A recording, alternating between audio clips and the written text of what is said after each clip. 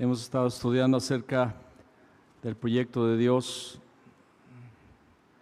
para el hombre, y es que el hombre fuera un hijo de Dios, que gobernara el planeta manifestando la gloria de Cristo. Amén. El hombre fue hecho a la imagen de Jesús. El hombre fue hecho a la imagen de Dios. Dios le dio gobierno. Y hemos estado, y vimos de la caída, cómo Satanás usurpó esto, pero Jesucristo vino a recuperarlo.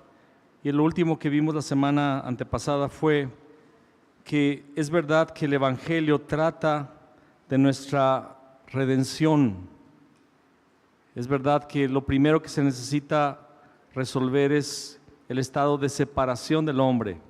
Y Jesús derramó su sangre para acercarnos a Dios una vez más, para reconciliarnos con Dios. Pero también entendimos, o estamos entendiendo con cada tema, que no solamente es la redención espiritual del hombre, sino la restauración del gobierno de Dios en la tierra. Y estuvimos hablando de cómo Jesús expresó el reino de Dios. Amén. Por 3 años y medio, la tierra vio el plan de Dios original siendo llevado a cabo por Jesús. A donde quiera que Jesús iba, la muerte se iba, la enfermedad se iba, los demonios se iban y la gente era reconciliada con Dios. Reino de Dios, amén. Aún la naturaleza obedecía a Jesús. Donde no había comida, aparecía. Donde había caos en la naturaleza, se acalmaba la naturaleza. Las leyes físicas eran sometidas a la voluntad de Jesús, al punto que Él caminó en el agua, sobre el agua. Porque Jesús manifiesta el reino de Dios. Y cuando hablamos de Mateo 24:14, que el evangelio del reino será predicado a todas las naciones, hay algo que muchas veces todavía no estamos entendiendo. El evangelio del reino no solamente es el evangelio de salvación, es el evangelio de los poderes del siglo venidero. Obviamente la redención, obviamente recibir una vez más el perdón de los pecados y reconciliación con Dios, pero también el cielo invadiendo la tierra. Es una puerta que se abre en los dos sentidos. Uno entra al reino y el reino entra al mundo. Se abre la puerta del cielo para nuestra redención, entrar, y para que el cielo entre a la tierra a través de nosotros. ¿Sí lo está entendiendo? Ahora, hoy quiero ver el modelo. El modelo es Jesús, amén. El modelo es Jesús. Jesús es el modelo de lo que debe ser un hijo de, lo puse en italiano, puse Dio, me faltó la S, de Dios, Dio. Jesús es el modelo de lo que debe ser un hijo de Dios. Y cuando vemos a Jesús, la mentalidad que yo tenía, aún siendo cristiano, yo no nací en cuna católica, pero no me acuerdo porque luego ya estaba en Pargulitos en la iglesia bautista. Entonces yo no fui criado en el contexto católico, pero sí con una idiosincrasia católica. ¿En qué sentido? Vemos a Jesús como el superhombre que hizo cosas impresionantes que nadie más puede hacer, solamente Él. Cuando no es así, Él es el modelo para que nosotros vayamos hacia ese modelo y experimentar lo que Él hizo. ¿Dónde está la base bíblica? Mayores cosas haréis, porque yo voy al Padre. Mayores cosas haréis. Amén.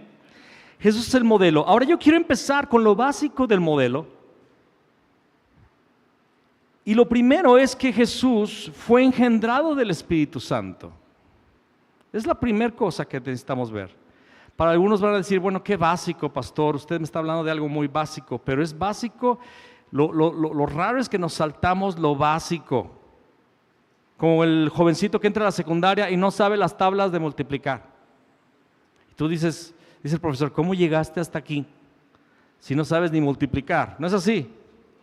Y a veces en la iglesia estamos igual, cosas básicas no las saltamos. Jesús fue engendrado del Espíritu Santo. Y en Lucas 1:35 dice, el ángel le contestó a María, ¿verdad? María está recibiendo la noticia de que ella va a ser la madre del Mesías. Él le dijo, el Espíritu Santo vendrá sobre ti y el poder del Altísimo te cubrirá con su sombra. Por lo tanto, el bebé que nacerá será santo y será llamado Hijo de Dios. Vamos a hacer una oración. Espíritu Santo, ven sobre nosotros en esta tarde. Ven y guíanos a toda verdad. Que la palabra que hoy vamos a estudiar no sea solamente estudio, no sea solamente información. Que tu Espíritu Santo venga sobre nosotros a engendrar la vida de Cristo. Señor, en muchos para nuevo nacimiento y en otros, Señor, para llevarnos a la madurez de Cristo. Ven sobre nosotros en esta tarde, Señor. Abre nuestros oídos y nuestro entendimiento en el nombre de Cristo Jesús. Amén. El Espíritu Santo vendrá sobre ti y el poder del Altísimo te cubrirá con su sombra. Por lo tanto, el bebé que nacerá será santo y será llamado Hijo de Dios. Jesucristo fue engendrado del Espíritu Santo. Dios mismo entró en la humanidad y se hizo un hombre, se hizo carne. En Juan capítulo 1, versículo 8, búsquelo. Juan 1, 8, está ahí cerquita. Juan 1, 8, y vamos a ver el 12 y el 13 también.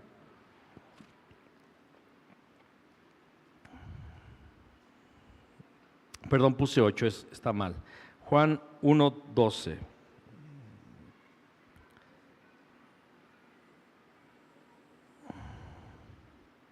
Dice, pero a todos los que creyeron en Él y lo recibieron,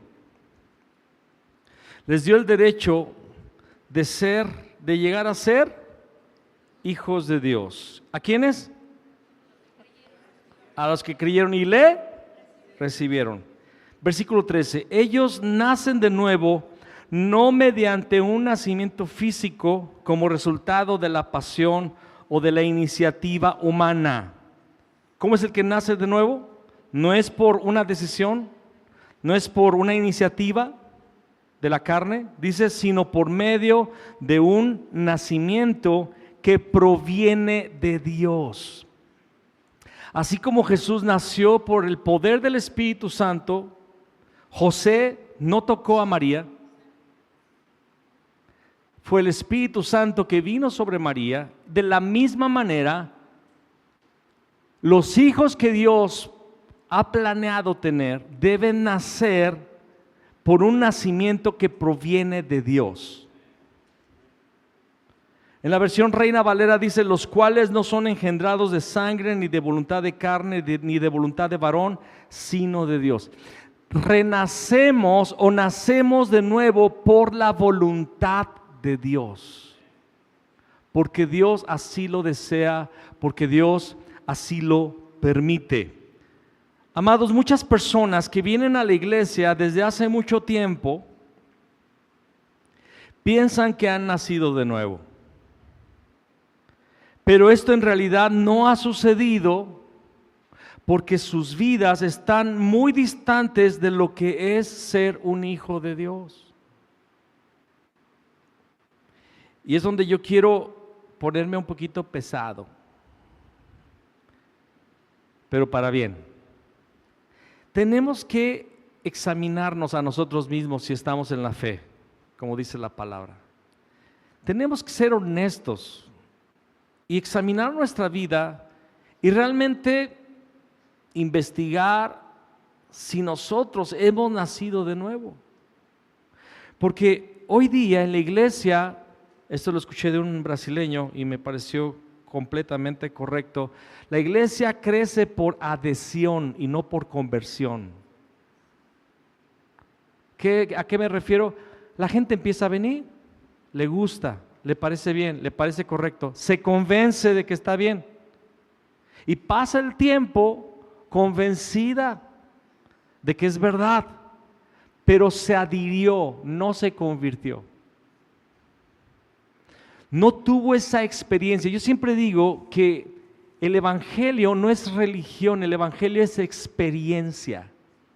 Es un momento en tu vida que cambia todo, que tú dices, ese momento es un momento cumbre. Fue un momento alto en mi vida que no se volverá a repetir. Dios me encontró, Dios me tocó, Dios me quebrantó, me hizo ver mi pecado, produjo en mi arrepentimiento, me quebranté y abrí mi corazón a Cristo y Él entró en mí. Recuerda que la religión, ¿qué es? El intento del hombre de alcanzar a Dios. ¿Y qué es la fe? Dios encontrando al hombre, muy diferente. Y gente se adhiere a la iglesia. ¿Cuál es la diferencia entre alguien que se convierte o que Dios lo convierte a alguien que se adhiere? La diferencia es, dice, el Espíritu Santo vendrá sobre ti. Las personas que se adhieren no han tenido esa experiencia con el Espíritu Santo. El Espíritu Santo no vino sobre él, dice, y el poder del Altísimo te cubrirá con su sombra. Hay mucha gente que no ha sido cubierta por el Espíritu Santo, no ha sido tomada por Dios. Esto es lo que produce el nuevo nacimiento, una experiencia profunda con Dios. No una emoción por una canción que está bien increíble, no una sensación, una experiencia bonita porque el predicador se aventó, fue elocuente, fue muy persuasivo y me impresionó los ejemplos que dio y el ejemplo del perrito que me hizo llorar. No es eso, es una experiencia espiritual con Cristo. Es una experiencia que te cambia todo el esquema. En Juan capítulo 3, acompáñame, versículo 3.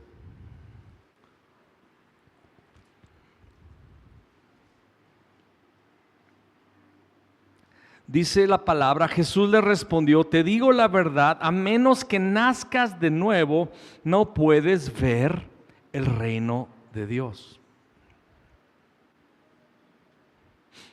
No sé si usted capta esto. Cuando tú pasas a ser hijo de Dios, ves por todos lados el reino de Dios.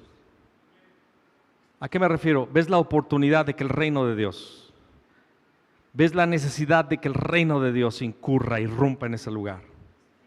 A mí me pasa que hasta las películas que estoy viendo, hasta las películas le quiere evangelizar a la persona. Si esa persona es de entender que su problema no es esto, sino que es el evangelio. O sea, hasta la película, que es ciencia ficción. No puedes ni disfrutar la película como antes. A menos que nazcas de nuevo, le dice Jesús a Nicodemo, no puedes ver el reino de Dios. ¿Qué quieres decir? Casi es como un ciego que le dice a alguien, ¿qué significa la luz? ¿Qué quieres decir? Exclamó Nicodemo. ¿Cómo puede un hombre mayor volver al vientre de su madre y nacer de nuevo? Estaban hablándole en chino. No estaba entendiendo nada. Jesús le contestó, te digo la verdad, nadie puede entrar en el reino de Dios si no nace de agua y del Espíritu. El agua nos habla del arrepentimiento, ser lavados, regenerados, bautismo. Y del Espíritu, lo que le pasó a Jesús en el Jordán, fue lleno del Espíritu. El ser humano solo puede reproducir la vida humana, pero la vida espiritual nace del Espíritu Santo, así que no te sorprendas cuando te digo, tienes que nacer de nuevo. Lo único que podemos hacer los hombres y las mujeres es juntarnos en matrimonio y engendrar hijos, ¿no? Es bien bonito cuando estoy embarazada. Hace poquito un sobrino llegó con la noticia de que están embarazados, él y su esposa, nos gozamos. Es hasta donde podemos llegar, la vida generando vida física. Nadie puede producir vida espiritual. Si yo, por más que me esfuerce en convencerte, yo no puedo hacer que tú nazcas de nuevo. No es un hombre haciendo que alguien nazca de nuevo, es el Espíritu Santo de Dios. Y se lo está diciendo a Nicodemo. Ahora lo interesante de este pasaje de Juan 3 es que Nicodemo es un alto jerarca en Israel, es un maestro de la ley, es un hombre respetado por la comunidad. Haga su atención para acá, apenas pasa un pajarito y todos se van para otro lado. Por cierto, cuando tengas sueño, Si le da sueño, póngase de pie, por favor. Porque si lo hago colectivo, me dicen que le pare porque mataron al Mencho y nos tenemos que ir corriendo. Entonces, póngase de pie, despabilese, no quiero que nadie se me duerma. Nicodemo era un hombre que conocía la Escritura, conocía muy probablemente de memoria los libros, los rollos de la ley, enseñaba la palabra y era un hombre temeroso de Dios, como muchos en Israel. Y él se dio cuenta que ese Jesús era alguien distinto y quiere conocer quién es ese Jesús. Tal vez tienen la curiosidad de saber si es el Cristo, ¿no? Si es el Mesías. Se le acerca y Jesús va directo al punto. Es que Nicodemo no se puso a discutir y a filosofar acerca de muchas cosas que tal vez Nicodemo era un hombre sabido y versado. Le dice, necesitas nacer de nuevo.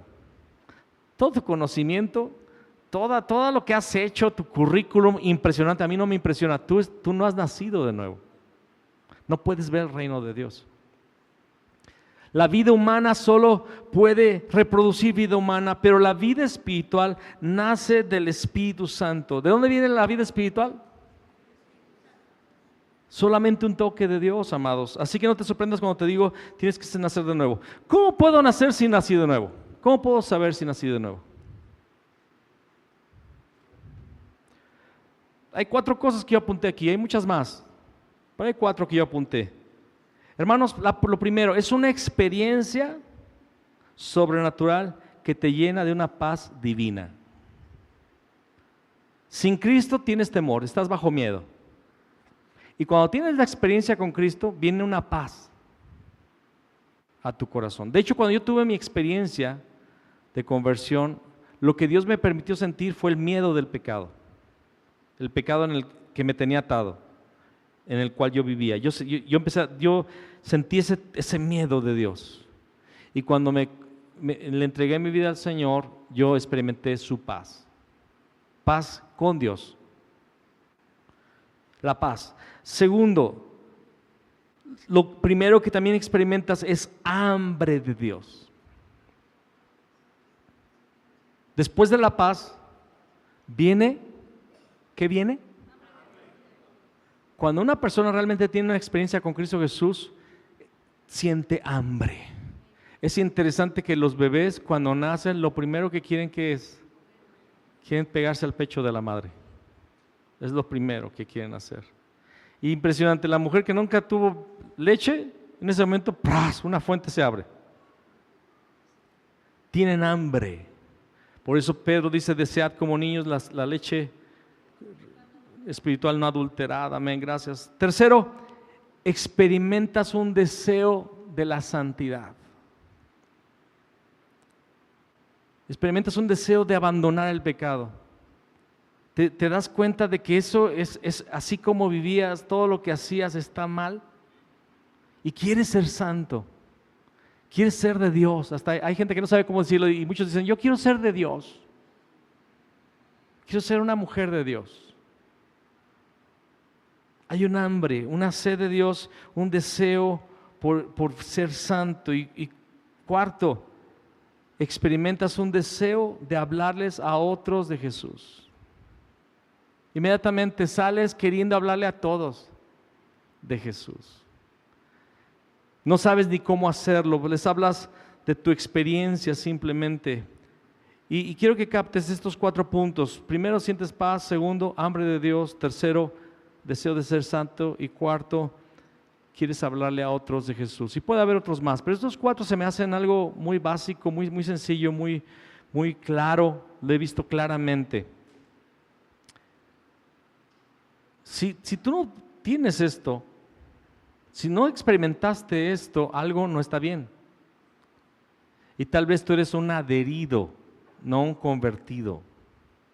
Y no es que te quiera hacer sentir como de una clase inferior en este momento, sino que yo deseo que experimentes a Cristo, que experimentes la salvación, que seas hijo de Dios. ¿Cómo lo logro? Clama a Dios. Pídele a Él que venga sobre ti, produciendo arrepentimiento de tus pecados. Que Dios toque a un ciego para que pueda ver. Y entra en trabajo de parto. ¿A qué me refiero? A buscar a Dios y decirle, Señor, yo no me voy de aquí hasta que tú vengas y tengas misericordia de mí. ten misericordia de mí. Rompe este corazón de piedra. Rómpelo con el martillo de tu amor. Y hazme ver a Cristo crucificado. Y hazme ver el sacrificio de Jesús. Hazme ver la necesidad que yo tengo de ti, Señor. Hazme nacer de nuevo, por favor. Nicodemo no entendía las cosas que Jesús hablaba, pero después lo vemos. Lo vemos en 2 episodios después de la cruz. Él estaba ahí con de Arimatea, José de Arimatea y todo esto. Y después lo vemos defendiendo a los discípulos. Nicodemo nació de nuevo. Y el perfecto ejemplo de todo esto es el apóstol Pablo. Él fue visitado directamente por Jesús. A él no le predicó nadie, ningún humano. Le predicó, bueno, Jesús sí es humano, ¿verdad? Es Dios hombre. Pero a él no le predicó nadie más que Jesús. Y él era un perseguidor de la iglesia. Aquí podemos que la salvación no es por obras, es una gracia de Dios. Él era un perseguidor de la iglesia. Él quería destruir a los que predicaban de Jesús.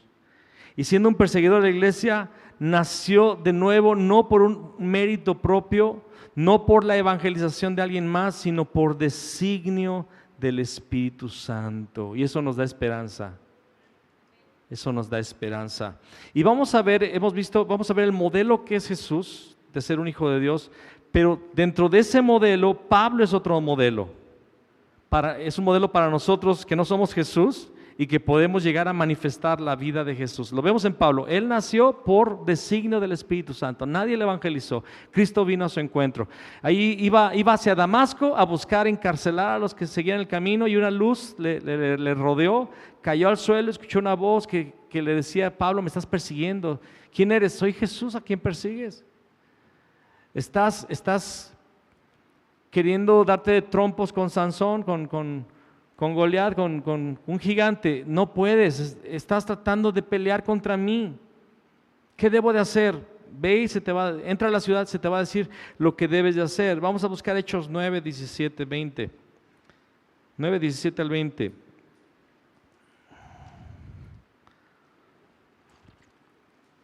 El Espíritu Santo le dice a un hombre llamado Ananías que vaya a buscar a Pablo, a Saulo. Ananías no quiere ir, pero el Espíritu Santo le dice: yo lo he escogido. Y dice en el versículo 17: así que Ananías fue y encontró a Saulo, puso sus manos sobre él y dijo: hermano Saulo. ¿Por qué le dice hermano? Porque ya se había convertido. En esos días que estuvo ciego, porque se quedó cieguito, él entregó su vida a Jesús. Él entendió que Jesús era el Mesías. Hermano Saulo, el Señor Jesús, quien se te apareció en el camino, me ha enviado para que recobres la vista y seas lleno del Espíritu Santo. Al instante, algo como escamas cayó de los ojos de Saulo y recobró la vista. Luego se levantó y ¿qué fue? Fue bautizado. Después comió y recuperó las fuerzas. Saulo se quedó unos días con los creyentes en Damasco. Pero mira lo que dice el 20. Y enseguida, ¿qué hizo? Enseguida comenzó a predicar acerca de Jesús en las sinagogas, diciendo: Él es verdaderamente el Hijo de Dios. Inmediatamente se manifestó el fruto. Es uno de los 4 que mencioné. Inmediatamente, ¿qué? Empezó a hablar de Jesús. Quería hablar de Jesús. No tardó nada. Y es una característica de los hijos de Dios. Cuando alguien no habla de Jesús, cuando alguien no siente esa necesidad, porque alguien va a decir: tengo que hablar de Jesús, lo voy a hacer porque tengo que hacerlo. No, es algo que tú deseas. Aunque tengas miedo, aunque no sepas cómo hacerlo, aunque te dé chivia, aunque te intimides, pero te quieres. ¿Me explico? Si no hay eso, eres un adherido, no un convertido. ¿Me escuchaste? Eres un adherido, no un convertido. Y más vale que te des cuenta de si eres adherido o convertido, porque imagínate que viene el Señor y tú eres un adherido y no entras al reino. o que te me mueres mañana. Nadie dijo amén, ¿verdad? Amén. Alguien se quiere ir con el Señor. Pero analiza, examina, ¿qué eres? ¿Adherido o convertido? ¿Tienes hambre de Dios? ¿Sientes paz en tu corazón? ¿Quieres ser santo? ¿Quieres hablarle a otros de Jesús? Si no es así, cuidado. Eres un adherido, no un convertido. Jesús es el modelo, Él nació del Espíritu Santo. Pablo también es el modelo de Jesús, un imitador de Jesús. Él fue nacido del Espíritu Santo.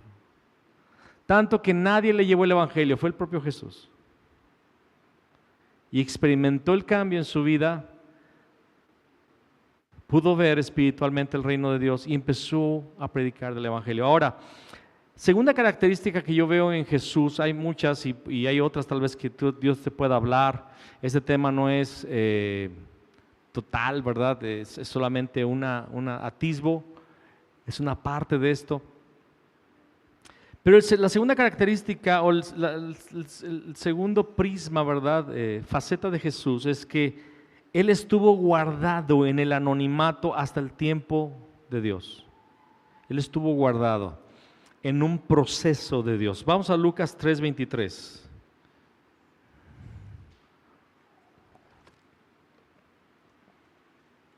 Cuando lo tenga, diga ya. Jesús tenía unos 30 años cuando comenzó su ministerio público.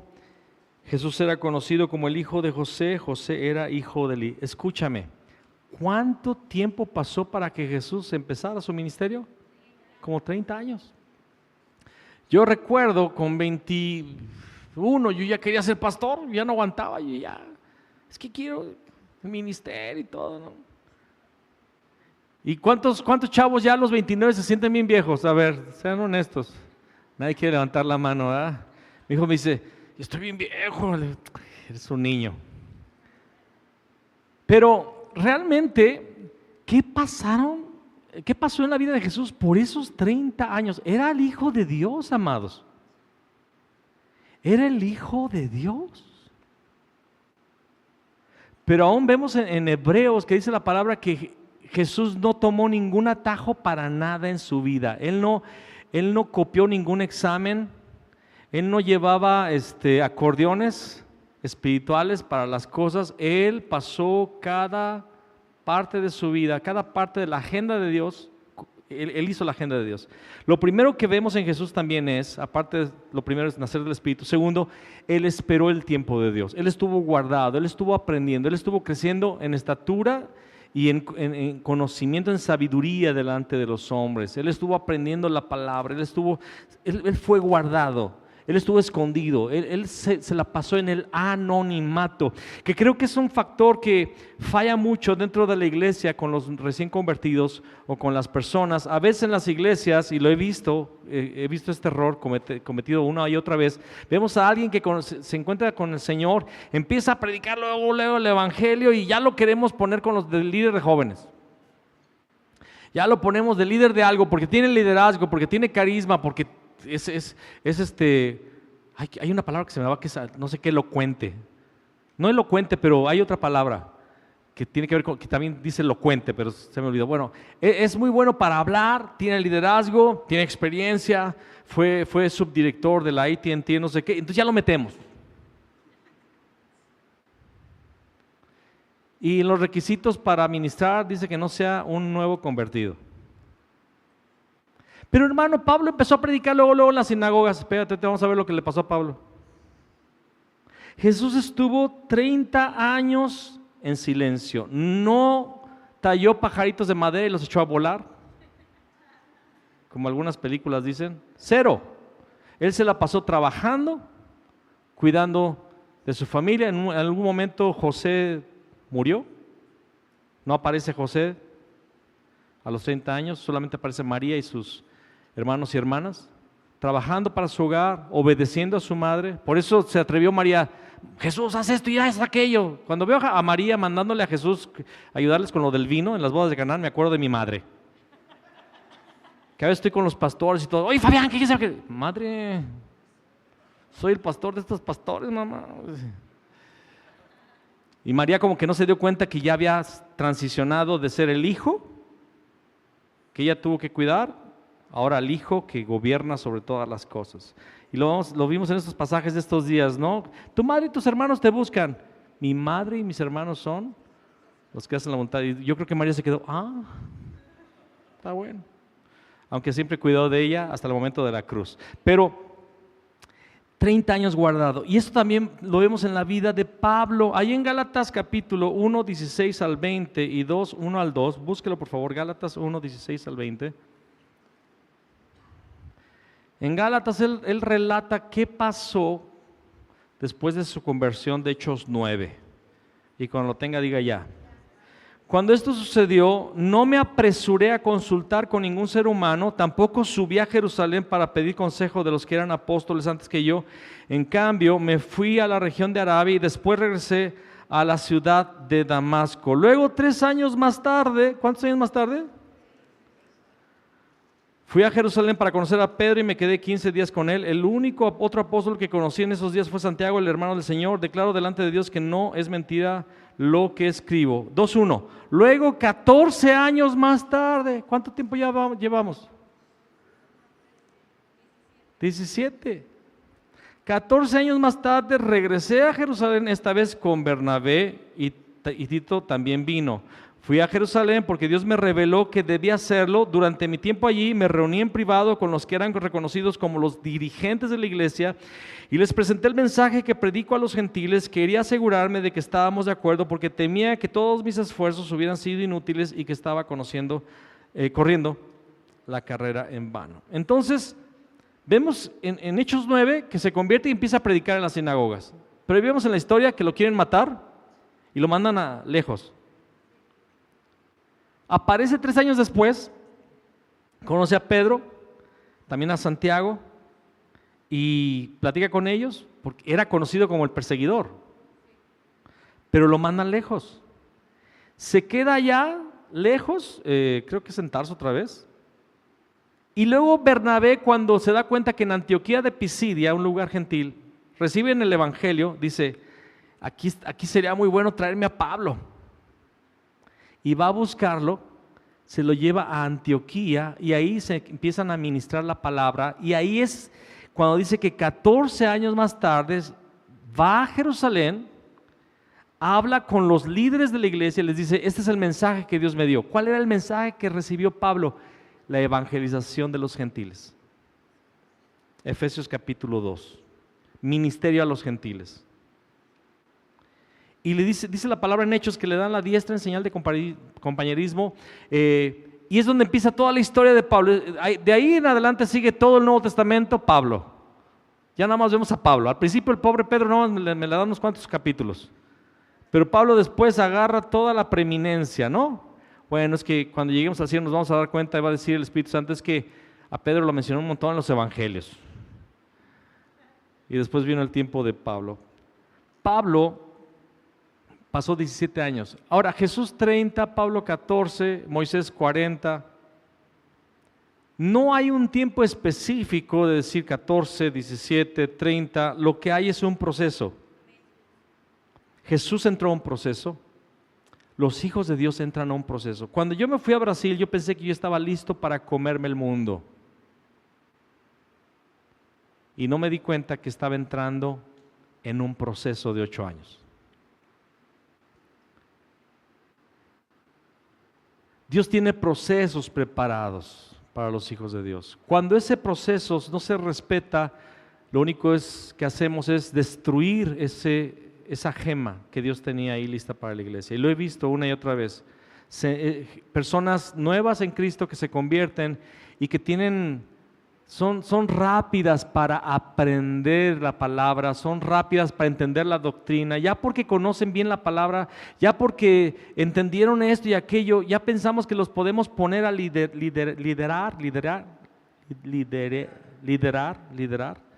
Pensamos que pueden ser líderes, que pueden ser dirigentes, y lo que hacemos es abrir una puerta al orgullo, abrir una puerta a la soberbia, abrir una puerta a la autodestrucción. Lo vimos en un joven que se le puso antes de tiempo a cargo de todo, hasta se volvió copastor. Y en poco tiempo se rebeló contra el pastor, quiso dividir la iglesia, se fue de la congregación. Gracias a Dios ese joven volvió a Dios y hoy sabemos que está bien y que ahí anda echándole ganas, pero se perdió de todo lo que Dios tenía planeado porque se ensoberbeció, y parte fue culpa del liderazgo de la iglesia que no respetó esto. Los hijos de Dios entran a un proceso. Los hijos de Dios entran a los procesos que Dios tiene preparados. No son rápidos, no es fast food. Y es que estamos acostumbrados, somos una cultura del fast food, de algo rápido. En el pasado, cuando querías un suéter nuevo, tenías que ir con doña Chona que cosía suéteres a mano. Y le decías, oiga, quiero un suéter, ya viene el invierno. Pues en la fila hay 10, te lo puedo tener en un mes. Y así era para los muebles. No había tiendas de muebles en el pasado, había carpinteros con los cuales ibas, quiero una sala, quiero una cama, ¿en cuánto tiempo me la tiene? Pero hoy todo es rápido, hoy todo es hasta en línea, está en internet. Tú en tu celular abres una página y dices, quiero esto, y hay 500 opciones y dice, llega mañana si lo pides en 3 horas. Y a veces queremos así, lo mismo en el reino de Dios. Ya me convertí, ya quiero servir, ya quiero liderar, ya quiero cantar, ya quiero que el pastor se quite y yo sé tocar. Pero tienes que respetar el proceso. Hay procesos donde Dios tiene que quebrantarte. Dios tiene que romper todos los paradigmas que tú traes, toda la idiosincrasia, en algunos casos la idiosincrasia. Nos tiene que quitar los cabezones, los rebeldes, los obstinados, quebrantarnos, transformarnos, hacernos tiernos. Lo vemos en la vida de Moisés, ¿no? Era tremendo a los 40 y a los 80, soy tartamudo, Señor. Ahora sí ya estás listo. Ahora que te das cuenta que tú no puedes, es cuando yo puedo. Proceso. Son largos, hermanos. Son largos, a veces muy largos, a veces solamente largos. Son procesos largos de aprendizaje, de obediencia, de disciplina y de quebrantamiento. Yo pasé esos procesos y sigo pasando procesos. Dios, la escuela nunca acaba, ¿ok? Nadie puede decir, ya llegué.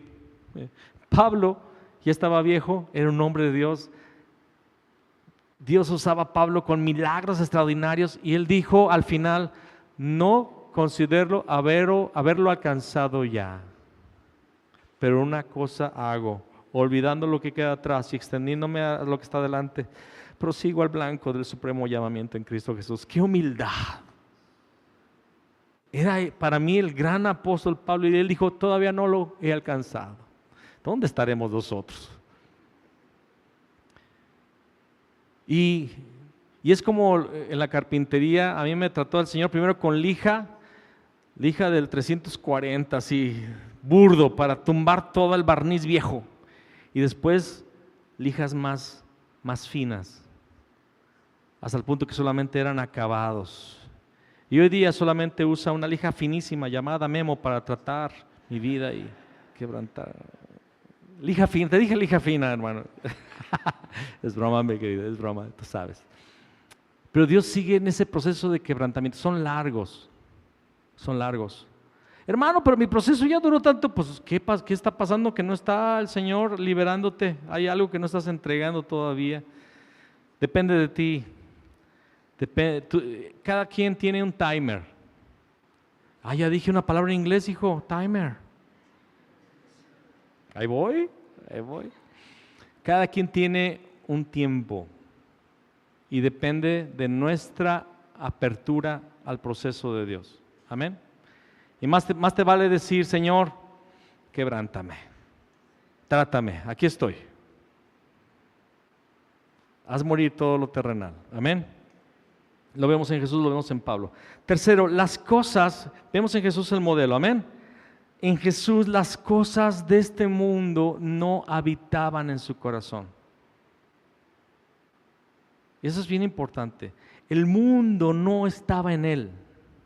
Juan 14:30, vaya conmigo ahí a Juan 14:30.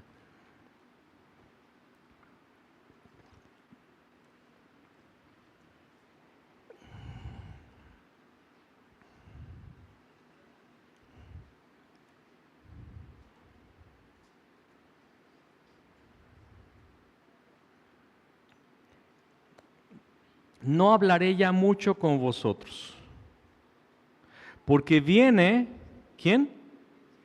El príncipe de este mundo. Venía el propio Satanás. Pero ¿qué dice Jesús? Él nada tiene en mí. Qué preciosas palabras. Yo quiero llegar a decir eso, es mi anhelo. Llegar a este punto. Satanás no tiene nada en mí. Aquí en Fabián, quiero llegar a decir eso, amén. Estoy corriendo atrás de eso. Satanás ya no tiene nada en mí. Ya no tiene de dónde agarrarse. Vamos a ver otro episodio en la vida de Jesús que nos lo manifiesta. Juan 12, versículo 20 al 28 y 36, parte B. Juan 12, 20 al 28. Dice, está en el ministerio de Jesús, ya han pasado los 3 años, los discípulos no lo saben, el ministerio de Jesús está en auge, ¿okay? Amados, al principio empezaron las personas a seguir a Jesús, pero en este momento de Juan 12, a donde va Jesús, se llena de multitudes. Jesús atrae multitudes. Y dice en el versículo 20, había ciertos griegos entre los que habían subido a adorar en la fiesta. ¿Qué son estos? Prosélitos, griegos de nacimiento, pero han encontrado que Jehová, el Dios de Israel, es el único Dios. Amén. Había ciertos griegos entre los que habían subido a adorar en la fiesta. Estos pues se acercaron a Felipe, que era de Betsaida de Galilea, y le rogaron diciendo, Señor, quisiéramos ver a Jesús. Vamos a parar hasta ahí el 21, no cierre su Biblia, ahorita vamos a seguir ahí en el 22. Había ciertos griegos. ¿Qué significa esto? ¿Qué es Grecia? El imperio dominante es Roma, ¿ok? Pero aún Roma está helenizada. Helenizado significa el pensamiento griego está dentro del imperio romano. La filosofía, cultura, economía, política de Grecia domina el planeta. Y Grecia es el faro de conocimiento mundial. Haz de cuenta que todos quieren que sus hijos estudien en Grecia. Es como que todos quieren mandar a sus hijos a Harvard, ¿no? O sea, es el punto de conocimiento. Grecia, los griegos son el escenario, la plataforma para darte a conocer. Es la catapulta profesional. Si los griegos quieren entrevistar a Jesús, ¿qué va a pasar? Piensan los discípulos, todo el mundo va a saber quién es Jesús. El evangelio va a llenar el planeta. Esta fe en Jesús se va a esparcir por todo el mundo. Llegó el momento. O sea, es como que llegaron los reporteros de CNN. Queremos entrevistar a Jesús. Van con Felipe, quisiéramos conocer a Jesús. Y bien contento, ya le hicimos.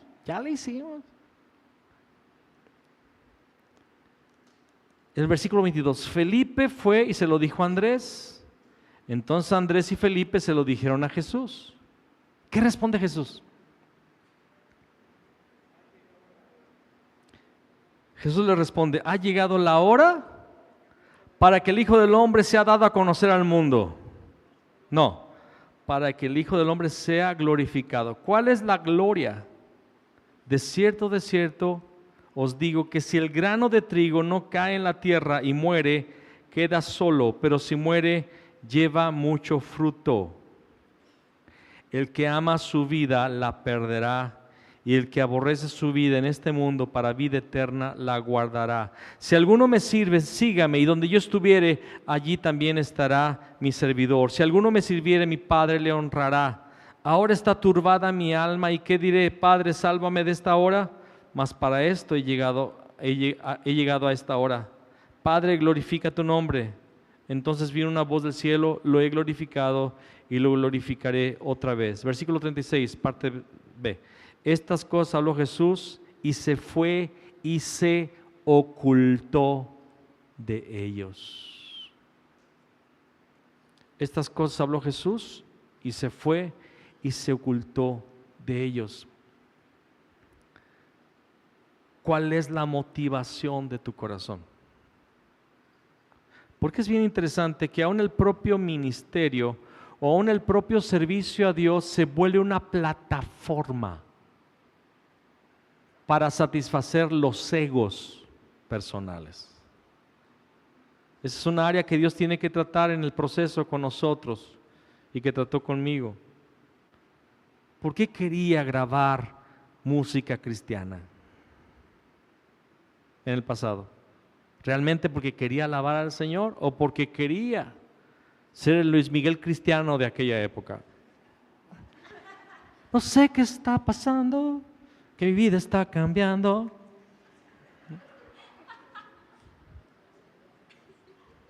Hay hasta uno que canta como Luis Miguel canciones cristianas, ¿no? Y de repente tenemos artistas cristianos que cantan de Jesús, que hablan de Jesús, que motivan a seguir de Jesús, pero no ves a Jesús, ves a tu ídolo cristiano, tu predicador favorito. Hay uno que hasta es muy famoso, no voy a decir su nombre, pero comienza con... No, pero es un artista, este pastor y este predicador, bueno para predicar, bueno en oratorio, bueno para hacerte reír, para hacerte llorar. Pero se volvió un man show o un showman. Man show se escucha feo. Man show. Bueno, eso es lo que parecen algunos, man shows. Es un show. Y de repente, al principio predicaba cosas muy interesantes, ahorita ya le mete cada herejía a sus predicaciones que da vergüenza y es un ridículo. Pero Jesús dijo, ahí viene Satanás, él no tiene nada en mí.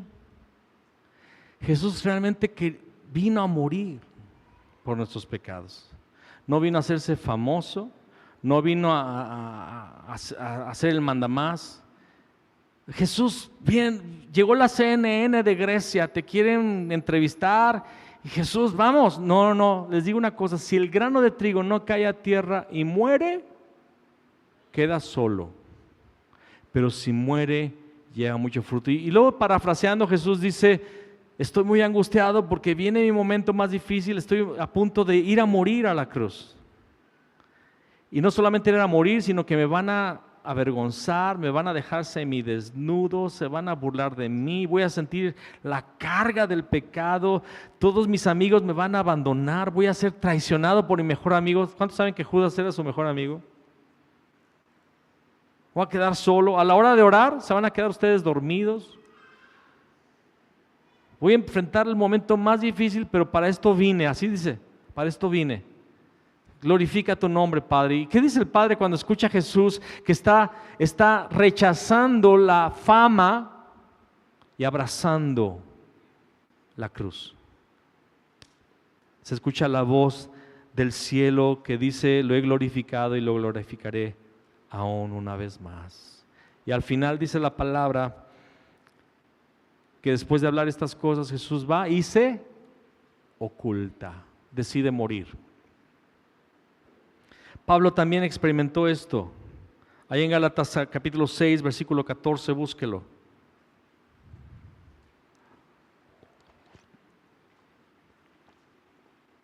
Gálatas 6, 14. En cuanto a mí, que nunca me jacte de otra cosa que no sea de la cruz de nuestro Señor Jesucristo. Debido a esa cruz, mi interés por este mundo fue crucificado. Y el interés del mundo por mí también ha muerto.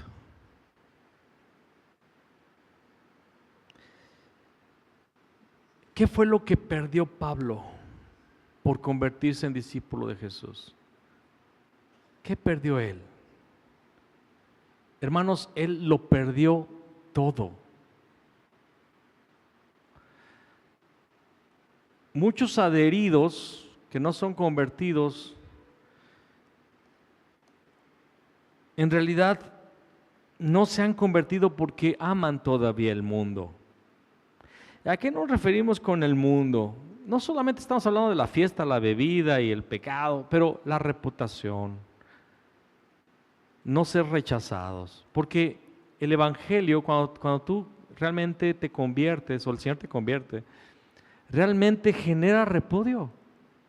El mundo te desconoce, te desconectas de la Matrix, para que alguien me entienda más. Y literalmente te vas como por el caño para el mundo. Antes ya llegó, ¿quién sabe cómo era? Llegó el, ¿quién sabe qué bailador? ¿Cómo? Ya, llegó Sergio el bailador y ya llegabas, ¿no?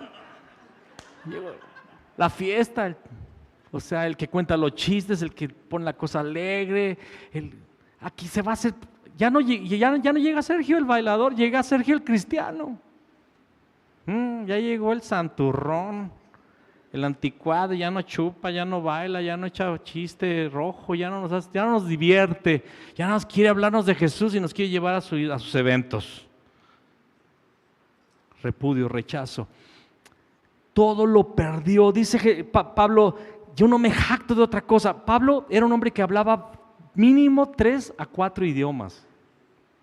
Hablaba el latín, hablaba el hebreo, también vemos que habla arameo, griego.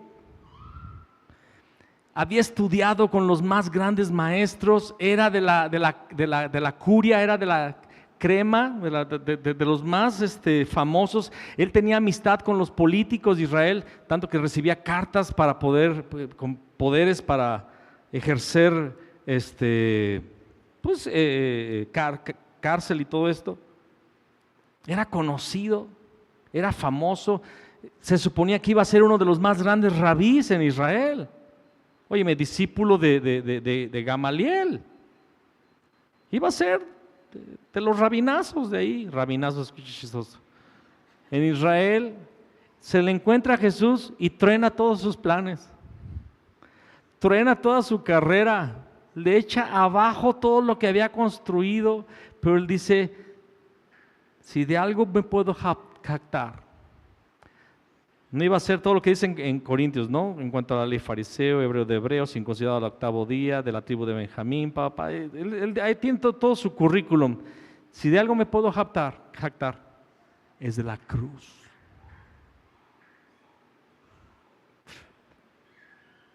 La cruz. Estamos viendo el modelo, ¿ok?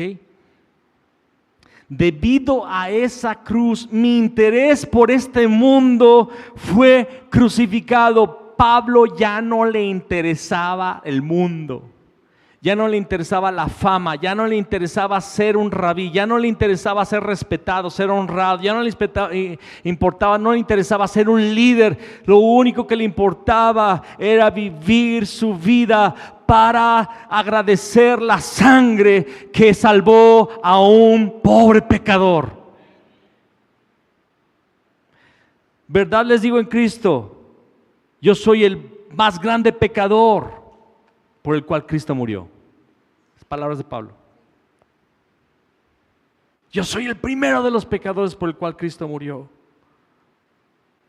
Él perdió su interés por el mundo y sabes, el mundo perdió su interés por él. Pero hay muchos que no entregan su vida a Cristo porque quieren el mundo y porque quieren ser relevantes en el mundo.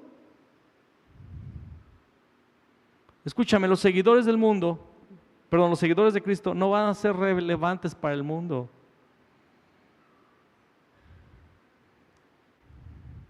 ¿Cuánto fue lo que perdió Pablo por convertirse en un discípulo de Jesús? Todo.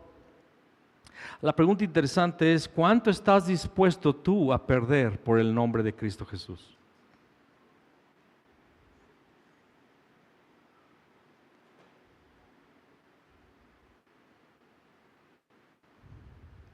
Aleluya.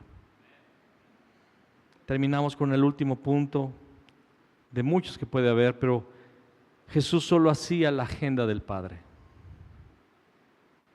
Juan 5:19, acompáñame, ya nada más quedan 2 versículos. Juan 5:19.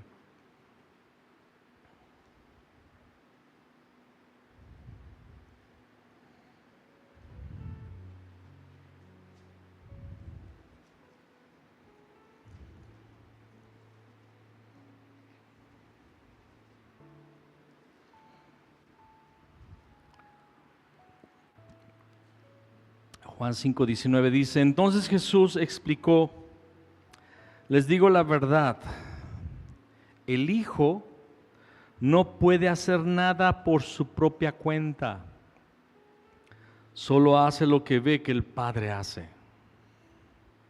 Todo lo que hace el Padre, también lo hace el Hijo. Pues el Padre ama al Hijo y le muestra todo lo que hace. De hecho, el Padre le mostrará cómo hacer cosas más trascendentes que el sanar a este hombre. Entonces ustedes quedarán realmente asombrados. ¿Qué era lo más trascendente que Jesús iba a hacer? ¿Que sanar? Iba a dar su vida en la cruz. Pablo también, busque Hechos 16:6, la última porción, Hechos 16:6.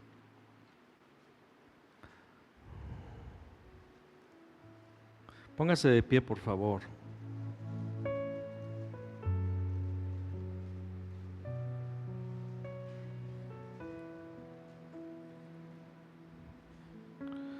Hechos 16:6 dice: luego Pablo y Silas viajaron por la región de Frigia y Galacia, porque el Espíritu Santo, diga conmigo, el Espíritu Santo les había impedido que predicaran la palabra en la provincia de Asia en ese tiempo.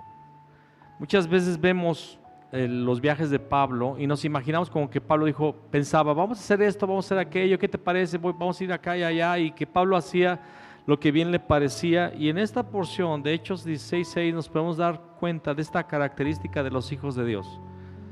Pablo se movía como se movía Jesús. Jesús dijo: yo no voy a ningún lado, no digo nada de lo que digo, no hago nada de lo que hago, si no es porque lo vi al Padre hacer. Jesús estaba pegado a la agenda del Padre. La agenda de Jesús no era su agenda, era la agenda del Padre. Por eso oraba, para saber la agenda del Padre. ¿Y qué vemos en Pablo? Pablo quería predicar por todos lados, pero cuando el Espíritu Santo le daba a entender que no era por acá, Pablo decía, ni lo toco. Y se iba para otro lado. Era guiado por el Espíritu Santo. Los hijos de Dios caminan bajo una agenda. Y aquí es donde nos pega a todos. Porque muchas veces decimos haberle entregado a Jesús nuestra vida, pero seguimos con nuestra agenda. Planeamos nuestra vida como se nos antoja. Mi pregunta en esta tarde, y con esto termino, es: ¿estás cumpliendo la agenda de Dios para tu vida en tu día a día? ¿Haces lo que ves al Padre hacer? ¿Vas a donde quieres que Él vaya, que tú vayas? ¿Haces tú lo que el Padre quiere que tú hagas? ¿O andas haciendo de tu vida un cacahuate? Luego vamos a Dios y decimos: ¿por qué las cosas por qué no bendices mi vida, Señor? ¿Por qué no bendices lo que estoy haciendo? ¿Por qué, por más que quiero emprender, hacer esto y aquello, por qué no funciona? Y es la misericordia de Dios. De Dios, hijo, porque ese no es mi plan. Estás queriendo tocar violín cuando te formé para que tocaras trompeta. Estás queriendo hacer esto cuando yo te llamé a hacer lo otro.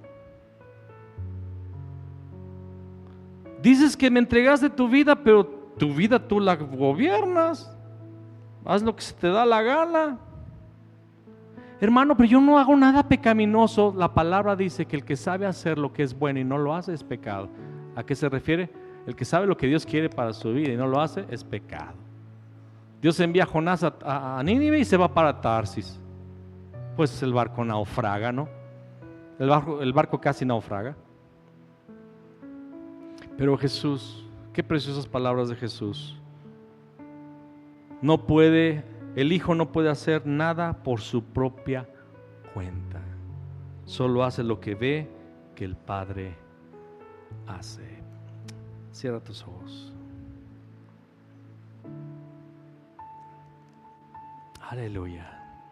Cierra tus ojos y enciérrate con el Padre en este momento. Olvídate de este lugar. Estás delante del Padre.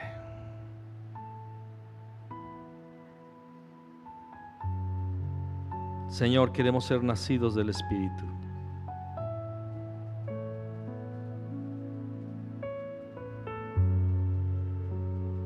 Queremos ser nacidos del Espíritu.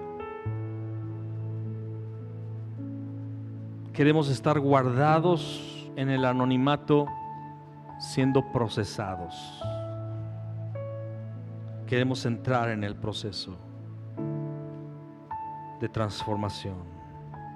Padre, que tú extirpes el mundo de nuestro corazón. Queremos morir al mundo y que el mundo muera a nosotros.